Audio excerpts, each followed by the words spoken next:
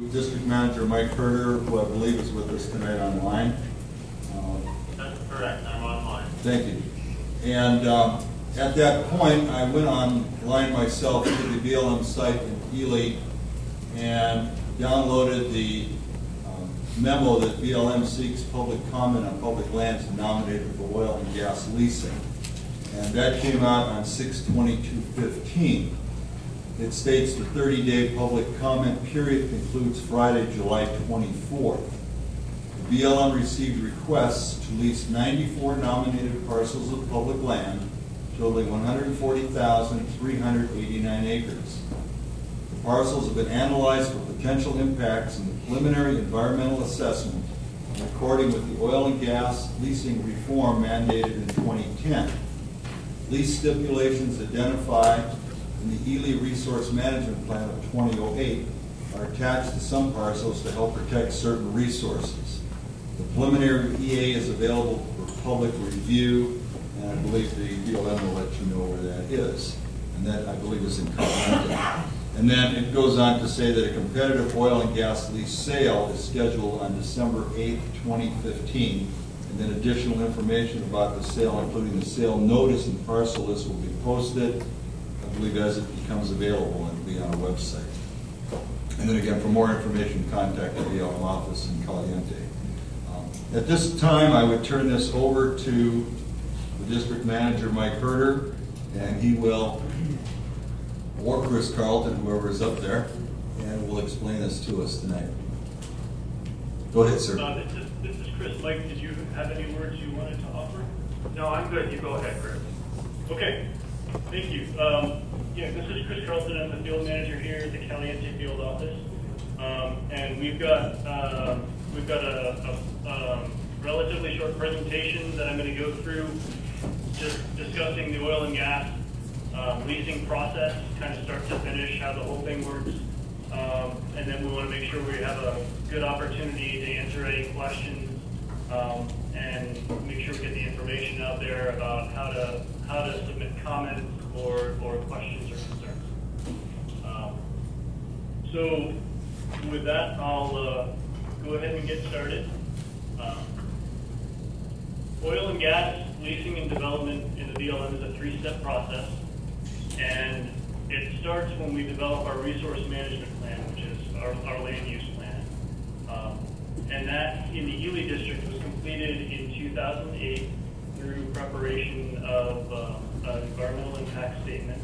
And that process identified the areas that are available for oil and gas leasing and the kind of conditions under which they could be leased.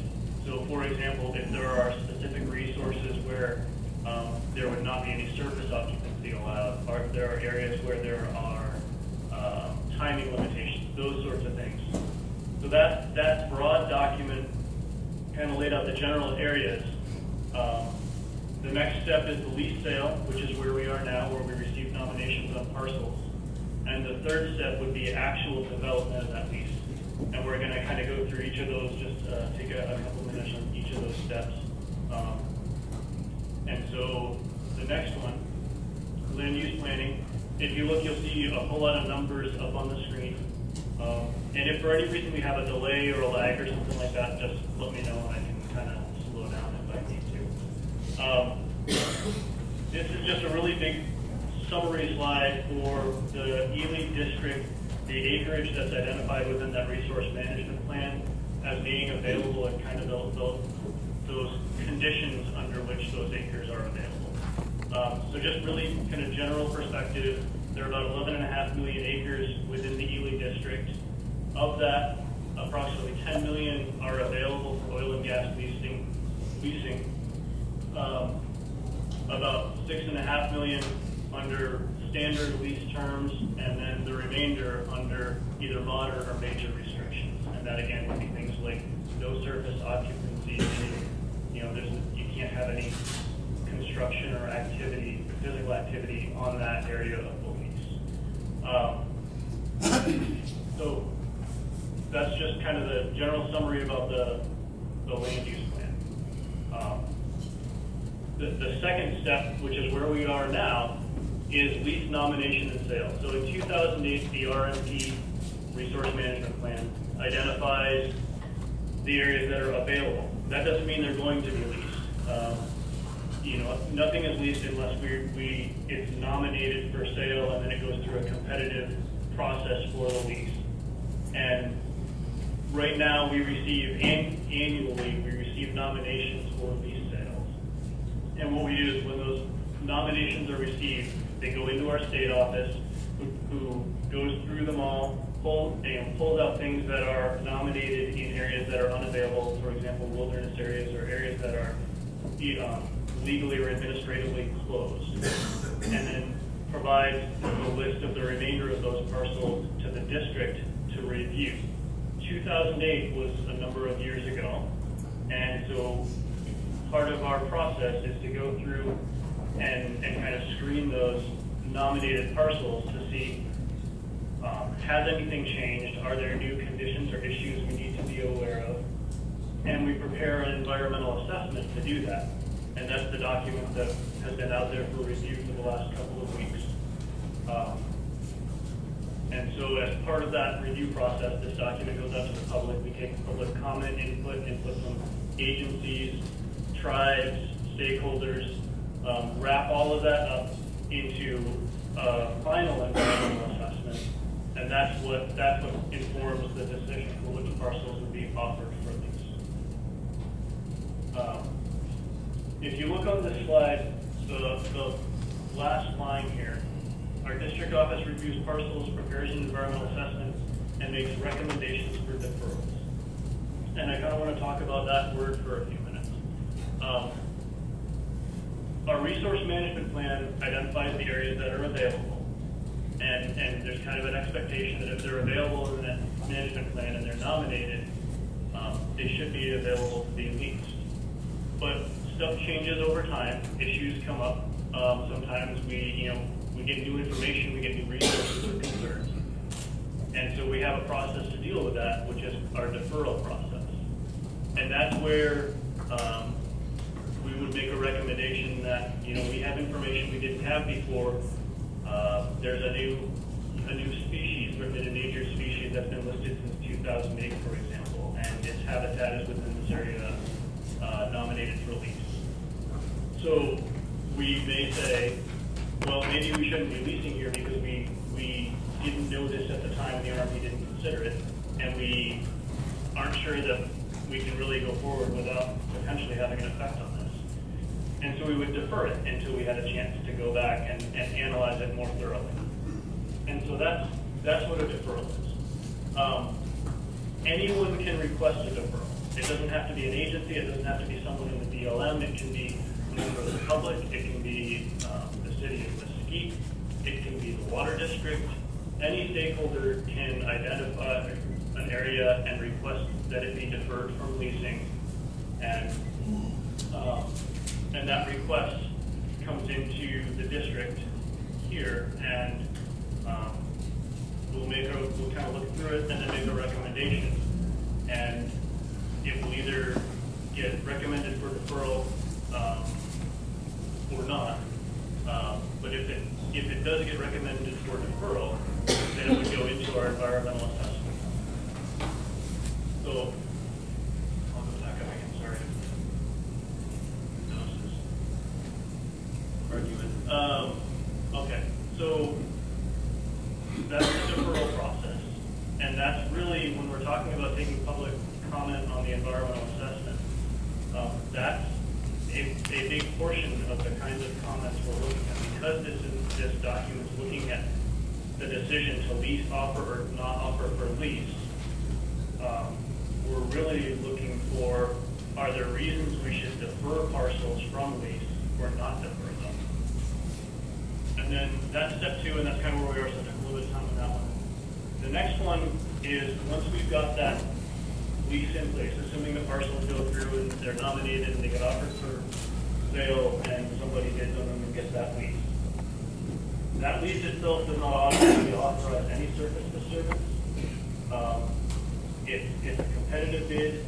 It's subject to, if it's within whatever the RMP says for the conditions on that lease, those get applied when that lease is issued. So if, for example, it's in an area that doesn't allow surface occupancy, that stipulation would go onto that lease, and the bidder would take it knowing they couldn't occupy the surface or disturb it or anything like that. And the leases expire after 10 years unless there's development and actual production on that lease, in which case they're held indefinitely.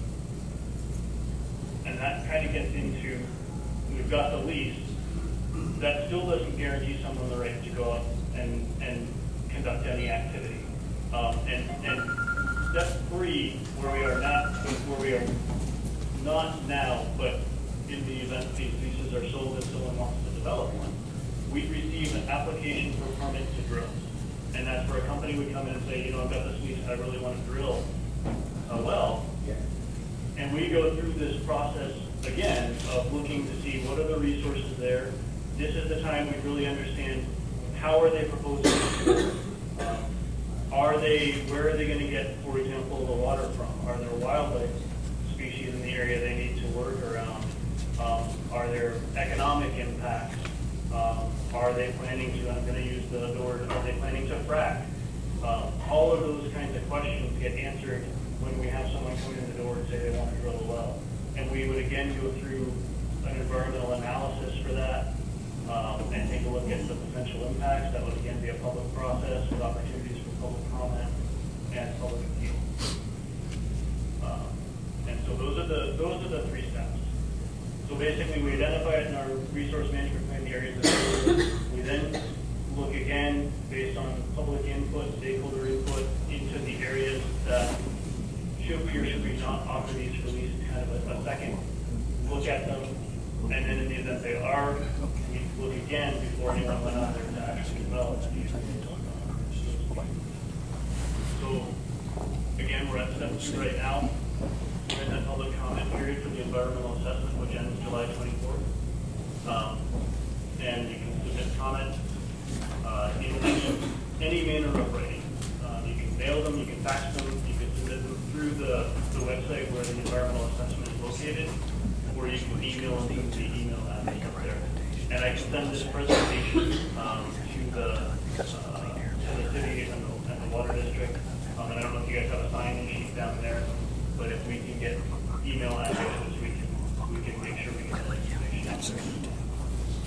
So that kind of wraps up the summary, and I really want to make sure we get to everybody's questions. Okay. Thank you, Mike. One of the comments I want to make first, could you explain why this is coming so late to Mesquite? What has occurred that we were basically in the dark on this process up until we heard from Partners in Conservation? Sure. And this is Chris. Chris, thank you. Yeah, so this is a process that is fairly regular. We do it annually. We have not historically had input from the city of Mesquite. My understanding is this it kind of arose out of just we've been conducting a lot of outreach on these, especially the last few years, and it's just kind of grown over time as we get more and more involved with the communities. And so, I mean, the short answer is I can't tell you why we weren't involved in this with the city of Mesquite in the past. But I know that we are now, and I know that we will be going forward. Thank you. What I'm going to do now is I'm going to open this up for you guys by having people come up and ask questions. I will be limiting them to 3 minutes. If you need longer than 3 minutes to give your answer, by all means. When you come up, please state your name clearly and ask your question. Go ahead. Mr. Mayor, City Council, staff, I'm Jack Ross, real Jack Ross. And listening to your presentation with, of course, help or assistance from somebody from BLM, about 3 phases of lease. He says, well, once the lease is issued, right, now you have a lease, you can't do nothing at this juncture. As far as the location goes, as far as the area, the Eli area, where it is, and that has a lot of pocket holes. It might be a nebula, so we're trying to dig up on it. Is it gas or a nebula? What's that oil? The Atomic Energy Commission probably want to take a look because all the atomic bombs have blown up on Nevada. It's the exact same situation in Henderson back in the 80s. It blew up. This is a ways from blowing up atomic bombs on Nevada. So as far as the location, go back to the 80s too. The Bobby Miller and Governor of Nevada wanted to get up to the area. He found there was poisonings going on, people dying. As far as best told them, as far as your request to gain access to the area, that doesn't exist. It doesn't exist. No. So as far as which area still does not exist, it's true. How far does this encompass at least in these land areas beyond? And final conclusion, the Cleveland Bundy situation. Cleveland says we ran the BLM and U.S. Park Service to contact all these along with armed robbery. All this Clark County, Atlanta. Right there, South Cleveland, he admitted it's Clark County, Atlanta, and now it is. Thanks. I'm not sure if that was a question or not. Yes, sir, step up. Good evening. My name is David Naboda, Chairman from Latin Fights. Thank you for hosting this for the City of Mesquite, Mayor, and council members. Chris, we briefly talked about this, but it hasn't been handled on a tribal consultation for this preliminary EA. And I was just wondering, why is it an EA, an environmental assessment, instead of an EIS? Because we have concerns of, you mentioned it briefly, it was fracking. We're downstream from that, and it's going to impact our watershed. And that's a concern the tribe has, and then we also have concerns with the cultural aspect of there, because on the slide.